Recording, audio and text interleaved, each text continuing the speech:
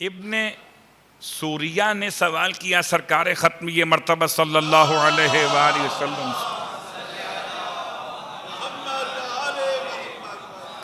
یہ ابن سوریہ کون ہے؟ یہ فدق کا یہودی ہے،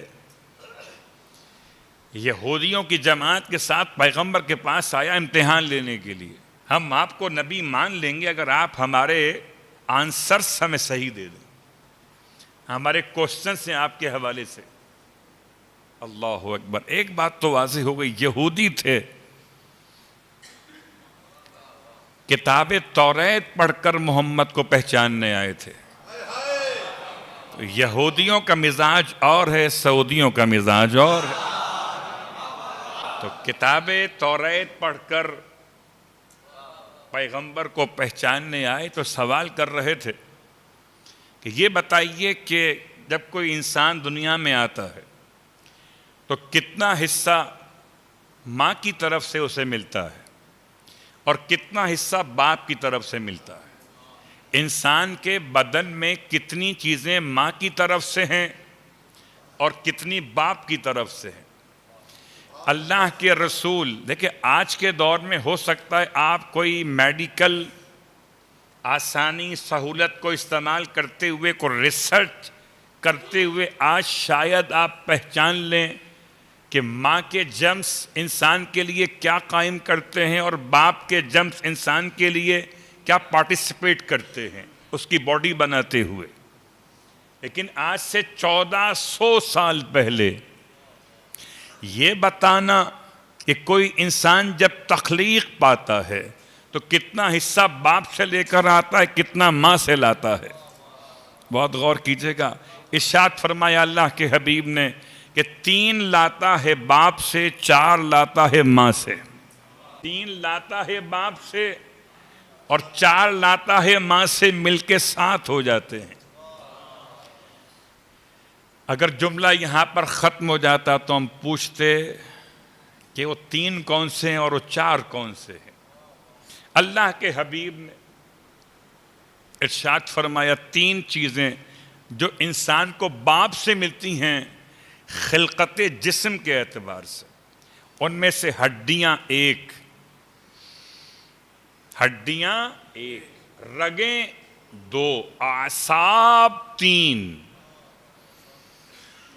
بہت غور کیجئے گا، ہڈیاں، رگیں اور اعصاب انسان کو باپ سے ملتے، اور گوشت اور خون اور بال اور ناخن یہ انسان کو ماں سے ملتے ہیں۔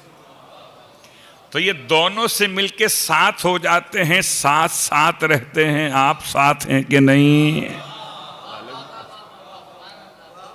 اللہ کے رسول نے جو ارشاد فرمایا لفظ ہدایت کے اعتبار سے کون بتائے گا؟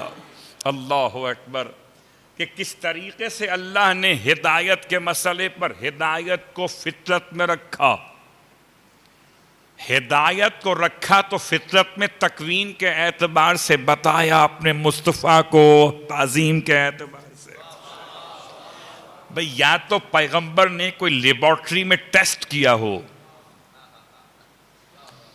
یا تو پیغمبر نے لیبارٹری میں کوئی ٹیسٹ کیا ہو۔ عجیب بات ہے، مسلمان تو پیغمبر کا بائی پاس کروا رہے ہیں، اور پیغمبر انسان کے نطفوں کی حقیقت بتا رہے ہیں۔ اگلا سوال، اللہم صلی اللہ علیہ وسلم۔ اگلا سوال ابن سوریہ کا اسی سے متعلق سوال کرتا ہے ابن سوریہ، اچھا یہ بتائیے کہ جب بچہ دنیا میں آتا ہے تو اگر ددیال کی شباہت پر پیدا ہو جائے تو پھر ننیال کی شباہت اس میں نہیں ہوتی۔ بہت غور کیجئے گا، ہو سکتا ہے آپ اختلاف کریں، وہ الگ بات ہے، ہو سکتا ہے آپ قبول نہ کریں تو نہ کیجئے گا، ہم تو یہودیوں کی بات کر رہے ہیں۔ وہ کہتے ہیں جب بچہ انسان دنیا میں آتا ہے تو اگر ددیال کی شباہت پر ہو تو اس میں ننیال کا مکس اپ نہیں ہوتا، بہت شباہت کے اندر، اور اگر ننیال کی شباہت رکھتا ہو تو ددیال کا مکس اپ نہیں ہوتا۔ اس کی وجہ کیا ہے کہ صرف ددیال پر ہوتا ہے یا صرف ننیال پہ ہوتا ہے؟ اب یہ بات تو آپ خوب جانتے ہیں کہ کس پر ہوتا ہے. اس کا فیصلہ تو بچے کی شکل و صورت پہ ہوتا ہے، اور پھر جس سے پوچھیں اس کی طبیعت پر ہوتا ہے. اگر پوچھیں بچے کے باپ سے بچہ خوبصورت ہو کہ کس پہ پڑ گیا ہے، تو کہتا ہے بالکل چچا پہ پڑ گیا ہے. اور اگر ذرا بس صورت تو بالکل ماموں پہ پڑ گیا ہے. بس یہی فرق ہے، جو ماموں پہ پڑ گئے وہ کہیں اور رہ گئے، جو چچا پہ پڑ گئے وہ یہاں. صلوات پڑھے محمد والے محمد. ماموں کے پاس ہم چچا والے ہیں، ہم ماموں والے نہیں ہیں. تو اس لیے دنیا ہمیں اس طرح پہچان لے. جب باپ سے پوچھئے تو بچہ اگر خوبصورت ہو تو باپ تعریف کرتا ہے کہ جناب بالکل اپنے چچا پہ گیا، اپنے دادا پہ گیا، اپنے باپ پہ گیا ہے. ددیال کی تعریف کرتا ہے. اور اگر بچہ بدصورت ہو، ذرا کالا موٹا سا ہو، ذرا ایسا ہی ہو، بالکل اپنی ماموں پہ پڑ گیا ہے. پتہ چلا اچھا قبول کرتے ہیں اور ٹیڑھا وغیرہ قبول نہیں کرتے. اور اس کے بالکل یہی مسئلہ اگر ماں سے پوچھئے بچے کی، تو بچہ اگر خوبصورت ہو تو ماں کہے گی جی بالکل اپنے خالہ پہ پڑ گیا ہے، اپنے ماموں پہ پڑ گیا ہے. اور اگر ذرا سا بچہ بدصورت ہو تو بالکل اپنے باپ پہ گیا ہے. لیکن یہ حقیقت ہے کہ سوال اللہ کے رسول کی بارگاہ میں کیا گیا تھا، اور اگر کوئی مکس اپ ہونے کی گنجائش ہوتی تو اللہ کے حبیب جواب میں ارشاد فرما دیتے. سوال کیا تھا کہ یا صرف ددیال پر رہتا ہے یا صرف ننیال پر رہتا ہے.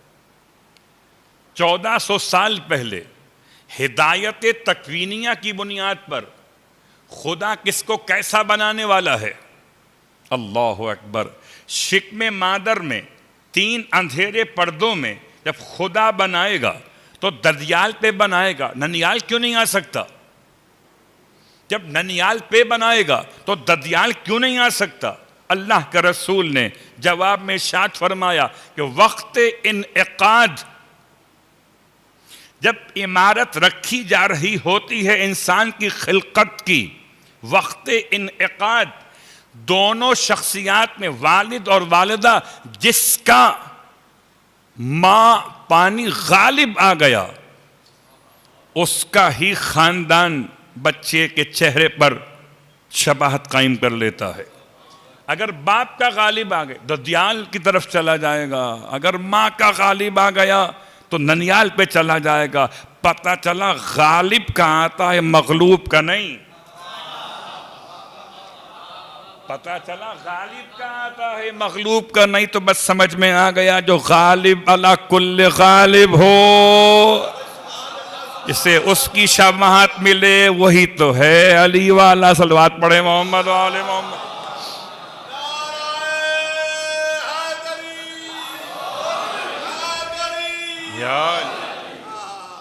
تو ہدایت تکوینیہ میں خدا نے آنکھیں ایسی کیوں بنائی ہیں؟ یہ ایسی ہی بنانا تھی اس کو. آنکھوں کا بننا، آنکھوں کا کام کرنا، انسان کی زبان کا بننا، انسان کے ہاتھوں کا بننا، اور یہ تمام کے تمام مسائل بہت تفصیل سے ہیں. اگر پڑھنا چاہیں تو توحید مفضل پڑھیے. قدم بقدم انسان کو سمجھاتے ہوئے ایسا محسوس ہو رہا ہے کہ جیسے خدا نے یا تو ان سے پوچھ کے بنایا ہے یا ان کو دکھا کے بنایا ہے. پوچھنا ہو نہیں سکتا کہ وہ خدا ہے، یہ حجت خدا ہے. تو اب سمجھ لیجئے جب پوچھنا نہیں ہو سکتا تو ایک ہی بات رہ گئی کہ خدا جب بنا رہا تھا تو کوئی تھا جو بنتے ہوئے دیکھ رہا تھا. تو عزیزان گرامی قدر، لفظ ہدایت تکوینیہ پر پہلا مرحلہ کہ پروردگار نے ہدایت کو دو حصوں میں رکھا. ایک ہدایت تکوینیہ ہے جو وجود کے اندر ودیعت کر دی گئی. اب ہر ایک مخلوق خدا میں ایک کیفیت خاص الگ ہے. اور دوسری ہدایت تشریعیہ ہے، یعنی تکوینیہ کے مقابل تشریعی ہدایت ہے. اس تشریعی ہدایت کو سمجھنے کے لیے پروردگار نے انبیاء بھیجے، رسول بھیجے، ائمہ اہل بیت کو ہادیان برحق قرار دیا. ایک اندر رکھی ہدایت، ایک باہر رکھی ہدایت. اندر کے ہادی کو عقل کہتے ہیں، باہر کے ہادی کو حجت خدا کہتے ہیں. بعض روایات میں دونوں کو حجت کہا گیا، ایک حجت ظاہرہ، ایک حجت باطنہ. امام کے الفاظ ہیں اللہ نے انسان پہ دو حجتیں رکھی ہیں، ایک حجت ظاہرہ، ایک حجت باطنہ. ایک اندر کی حجت، ایک باہر کی حجت، دو حجتیں ہیں. البتہ اندر کی حجت کا نام کیا ہے؟ اندر کی حجت کا نام ضمیر ہے. کہیں اندر کی حجت کا نام قلب ہے، کہیں اندر کی حجت کا نام روح ہے، اور کہیں اندر کی حجت کا نام عقل ہے. نام الگ الگ ہیں لیکن ہے ایک ہی شے. دکھائی نہیں دیتی مگر مانی جاتی ہے. عجیب بات ہے، نہ عقل دکھائی دیتی ہے نہ قلب دکھائی. دل کی بات نہیں ہو رہی، قلب اور ہے، دل اور ہے.